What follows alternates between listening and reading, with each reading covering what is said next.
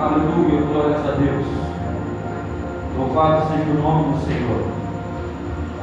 Glorificado e exaltado seja o nome daquele que teve filho para todo sempre. Livro de Marcos, capítulo de número 5, no versículo 1. Glória a Deus, aleluia. Quem gostou, diga amém? Glória a Deus. Que diz assim a palavra do Senhor: entremente chegaram à outra margem do mar, a terra dos Gerazenos. Ao desembarcar, logo veio dos sepulcros ao seu encontro um homem possesso de espírito imundo, a qual vivia dos sepulcros, e nem mesmo com cadeias alguém podia prendê-lo, porque tendo sido muitas vezes preso com grilhões e cadeias, as cadeias foram quebradas por ele e os grilhões despedaçados, e ninguém podia subjugá-lo. Andava sempre de noite e de dia, clamando por entre os sepulcros e pelos montes, ferindo-se com pedras. Quando de longe viu Jesus, correu e o adorou, exclamou em alta voz: que tenho eu contigo, Jesus, Filho do Altíssimo? Conjuro-te por Deus que não me atormentaste. Porque Jesus lhe dissera: espírito imundo, sai deste homem. E perguntou-lhe: qual é o teu nome? Respondeu ele: Legião. E meu nome, porque somos muitos. E rogou-lhe encarecidamente que os mandasse para fora do país, ou seja, que mandasse para fora daquele corpo e os lançasse nos povos. Amém? Todos conhecem essa passagem, todos conhecem esse feito de Jesus. Irmãos, praticamente isso seria a segunda parte da semana passada, quando eu ministrei sobre Jesus, acalma a tempestade. E aqui continuando a passagem, a qual a Bíblia vai nos dizer, depois que os discípulos de Cristo, eles estão no barco, passam por umas tribulações, eles começam a buscar algo de Jesus e acordam ele. Toda essa parte nós já conhecemos. Só que o que vai me chamar a atenção é que quando eles estavam no barco, eles tinham uma direção a ser tomada, eles tinham um lugar, um propósito para que acontecesse algo que Jesus pudesse mostrar para ele, que a autoridade de Jesus não estava só dentro de um barco, que a autoridade de Jesus não estava somente em terra firme, que a autoridade de Jesus não estava num ambiente muito fácil.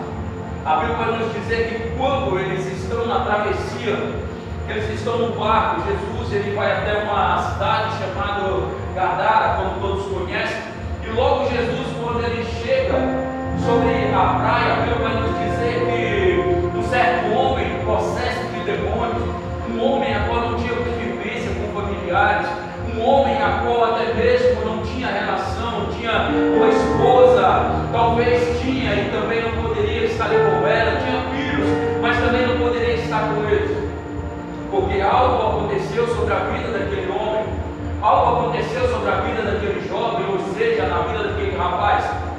Então a Bíblia vai nos dizer que ele não parava quieto, ele não ficava sossegado, não só no ambiente, mas aquilo que estava sobre ele, aquilo que estava sobre a vida dele, era aquilo que atormentava ele, colocava ele como um homem doido. E muitos olhavam para ele e diziam: olha, vai o doido lá, vai aquele doido de novo. O que será que esse doido vai aprontar dessa vez? O que será que esse doido vai fazer mais uma vez? Era isso que o povo taxava a vida daquele homem, como um homem doido, um homem louco, um homem que não tinha consciência. Mas talvez essas pessoas a qual estavam apontando e dizendo que ele era louco, não entendiam a verdadeira situação na qual ele estava passando. Talvez ninguém sabia o que se encontrava sobre a vida dele, que deixava ele perturbado, deixava ele desorientado. Muitos taxavam: vai o louco, vai o doido, vai o jogador de pedra, vai aquele que atormenta o povo.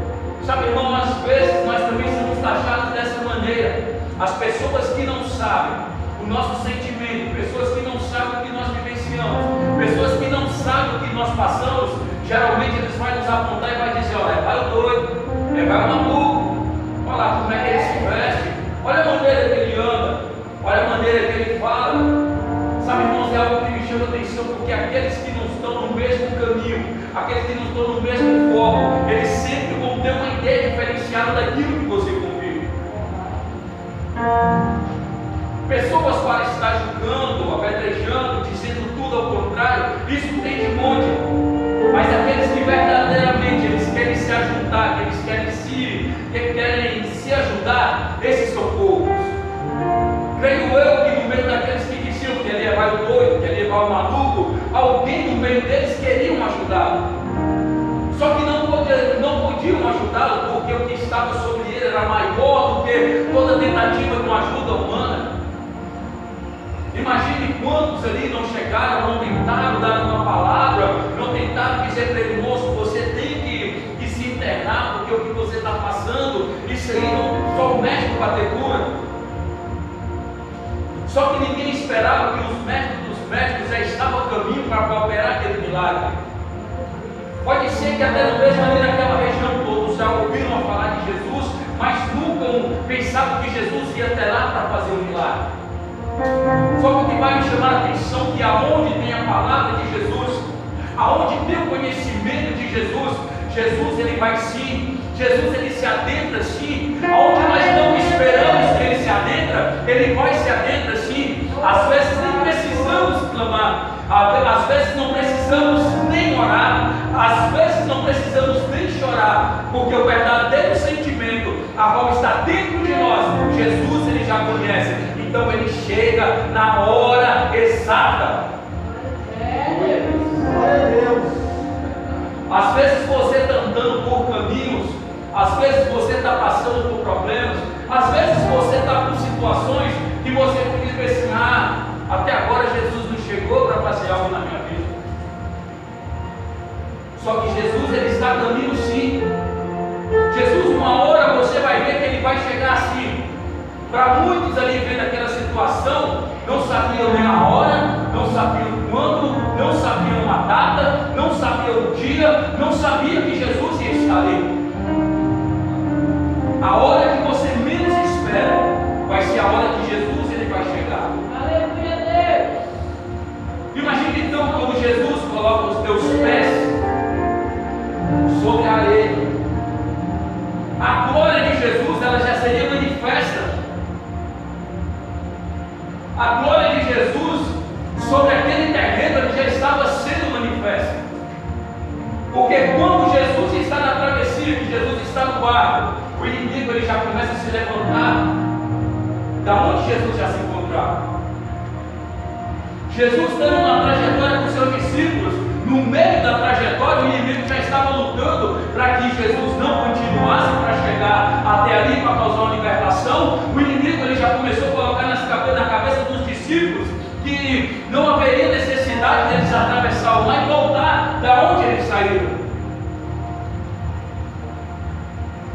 Imagine você na situação na qual você se encontra, precisando de Jesus Cristo, e na hora que as coisas estão se levantando, Jesus volta no lugar de início da onde ele estava saindo. Mas só que Jesus ele não faz isso. Jesus ele não faz isso. Porque Jesus ele entende a sua situação. Jesus ele entende o propósito a qual ele tem com você. Jesus ele sabe da sua necessidade, então ele não pode trazer de volta aquilo que ele já tem na sua vida. Jesus ele não pode pegar de volta aquilo a qual a trajetória já está indicando que vai chegar na sua vida. Sabe, irmãos, eu não sei qual é o propósito da vida de cada irmão aqui.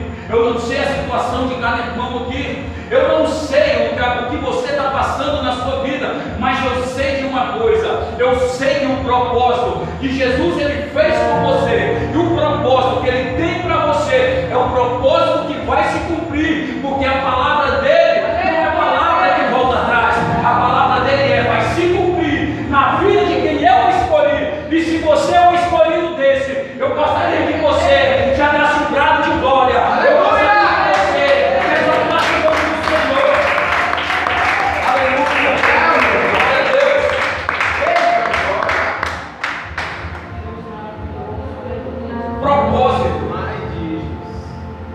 propósito.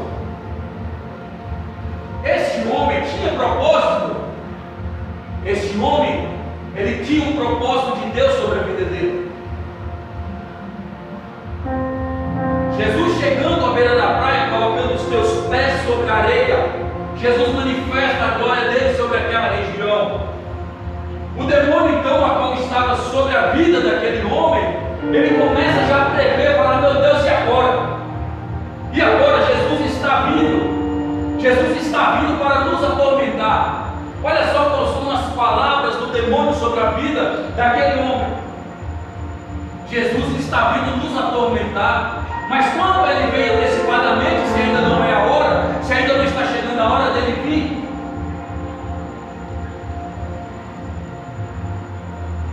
a hora só o Senhor sabe de chegar.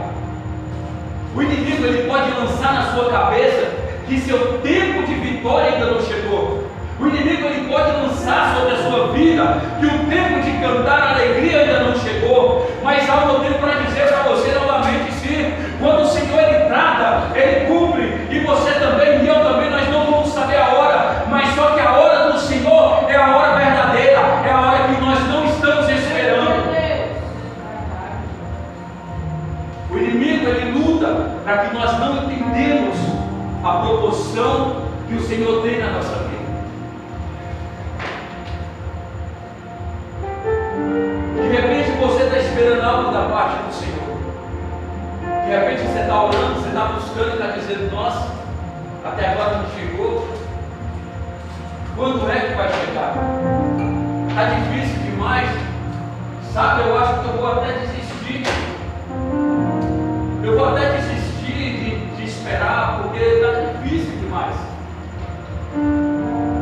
Só que o Senhor, ele sabe o tempo e a hora de entrar na peleja, na minha e na sua vida.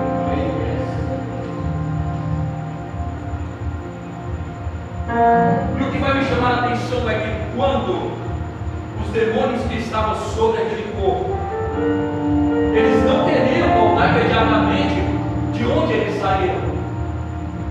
Eles não queriam voltar de onde eles saíram. Só que Jesus, ele pergunta para aqueles espíritos que estavam sobre a vida daquele homem o nome deles. E eles vão dizer legião. Sabe, irmãos, é algo assim tão intenso e tão profundo, que quando eles dizem legião, essa legião não é legião de um demônio, não é de 2, não é de 3, são muitos que estavam sobre aquela vida. Alguns estudos vão dizer que são 2 milhões de espíritos imundos. Agora imagine você, são 2, são muitos sobre aquela mente. Imagine você, quando um está trabalhando, quando um sai, o outro já entra, já vai, um joga pedra, o outro já sai, já tira a roupa, o outro já sai, já entra outro. Sabe, irmãos, isso para uma vida de um ser humano, isso é coisa, sabe, que não tem, nossa, não tem nem palavras, irmãos. Só que Jesus, quando ele chega, a situação ela é mudada. Aleluia, Deus! Sabe, irmãos, é algo também que me chama a atenção, que a palavra do Senhor diz que quando nós estamos limpos, quando a casa está limpa, ou seja, a casa que ele quer dizer somos nós, quando nós estamos limpos, o que habita em nós é o Espírito Santo de Deus. Ou seja, a casa está limpa, a casa está varrida, a casa está linda, para que possa morar o Espírito de Deus. Só que quando essa casa ela se suja, o Espírito Santo de Deus ele já não age mais. Então vem os demônios, diz que vem 7 demônios, e o estado último é pior. Sabe, quando você se sujeita a fazer a obra de Deus, e algumas coisinhas vão começando a te tirar do foco, vai te tirando do alto da palavra de Deus, quando você começa a rejeitar a Deus, o inimigo então ele entra em cena. O inimigo então ele começa a fazer você, sabe, fazer coisas que venham desagradar o Senhor, para que ele possa tomar conta. Dependendo da situação, às vezes é até difícil de voltar para você fazer a obra do Senhor. Porque a força das trevas, irmãos, não é coisa de brincadeira. Não é uma coisa assim de dizer, eu vou sair hoje e amanhã estou de volta. Não é dessa forma. Não é dessa forma. Se nós não pedimos o Senhor para se adentrar e fazer, sabe, a mudança em nós, o inimigo ele vai tomar conta de si.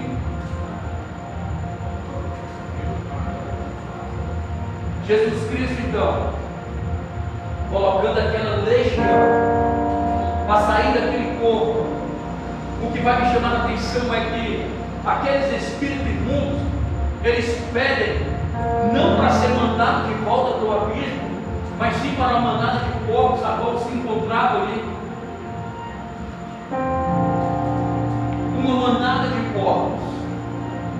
Se nós formos olhar o contexto de porcos, o porcos ele anda aqui sujo, come lavagem, é um animal que come coqueira. Olha só para você ver a situação, que até mesmo o demônio ele reconhece que ele não vale de nada. Então eles pedem, nos mande para aquela manada de porcos, não nos lance no abismo. Jesus só deu uma ordem, então vai. Vai.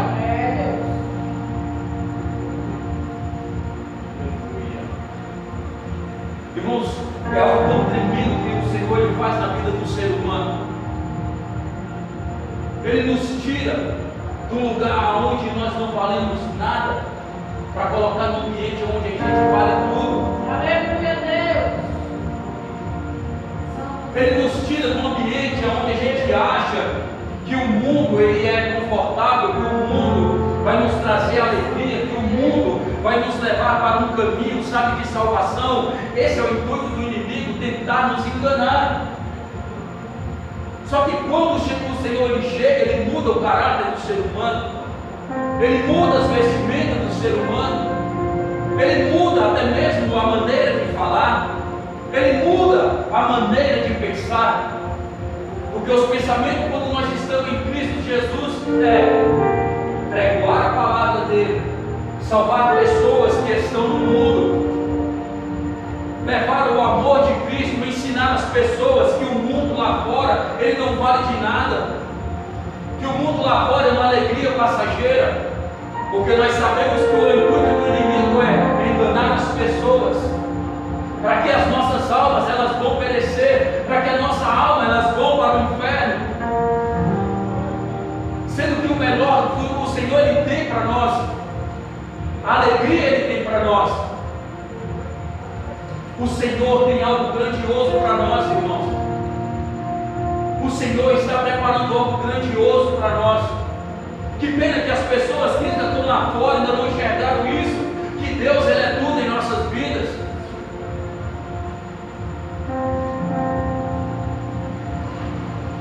A Bíblia vai nos dizer que este homem ele foi liberto dos espíritos imundos. Assim como eu e você nós fomos libertos. Assim por uma palavra do Senhor, nós fomos libertos, nós fomos sarados.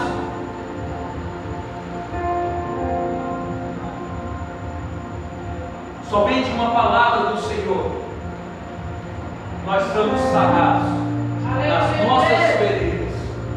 Deus maravilhoso, aleluia. Imagine eu agora este homem voltando para sua casa, andando pelas ruas, e aqueles que outrora chamavam ele de doido, chamavam de maluco, chamavam de lunático, começam a olhar para ele com um olhar diferenciado. Irmãos, é algo tremendo que, olha só que interessante. Quando ele estava no mundo sem conhecer a Cristo, ele era doido, ele era louco, ele era maluco. Quando ele conhece a Cristo, aquele que dizia que ele era doido, já queriam saber o que foi que aconteceu com ele. Agora imagine eu